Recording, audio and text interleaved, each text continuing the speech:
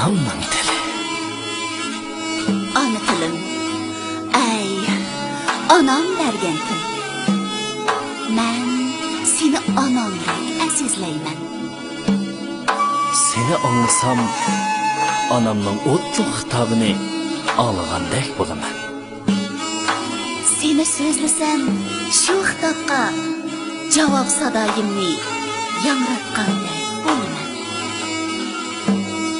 Anam tunji qitim, balam, bag'rim deganida sen bilan dang mushu Uyg'ur tili bilan so'zlagan. Men bu tunji qitim anam deganda sen mushu tavarrik til bilan so'zlagan. Ana tilim, sening har bir tovushingda anamning yaqinlik tiniqlari bor. Sening har bir urg'ingda anamning nafsi hissiyotining urg'ishlari bor.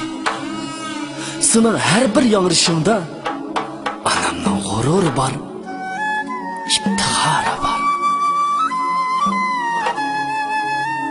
Men sen orqali onamning kechmishlarini uqqan. Sen orqali ajdodlarning kimligini uqqan. Sen orqali ona vatanning nimaligini uqqan. Shundoq. Sen orqali mening uqqan bilganlarim jiq. Nihoyat jiq. Sen orqali O'rxun vodisidagi mangu toshlarning sirini uqdim. Ajdodlarimning gullanish, xaroblashish tarixi ko'z oldimda ayon bo'ldi.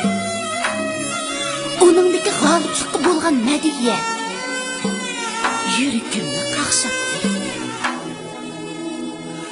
Sen orqali O'g'iz nomini, mashhur qahramonlik dastonini o'qidim.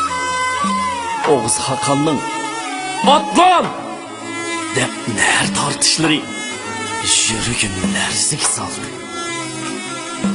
Jang tulparlarining toshqi tekkan to'yoqlardan chachirgan uchqun ko'zimni chaqnatdi.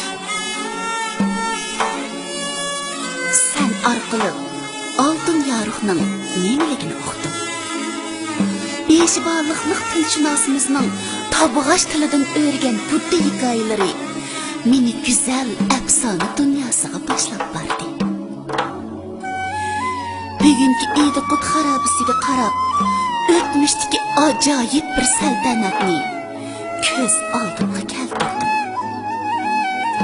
Sen orqali ikki teginning hikoyasimi, Chashtoni Ilikbekning hikoyasimi qalb sahifamga naqshlab.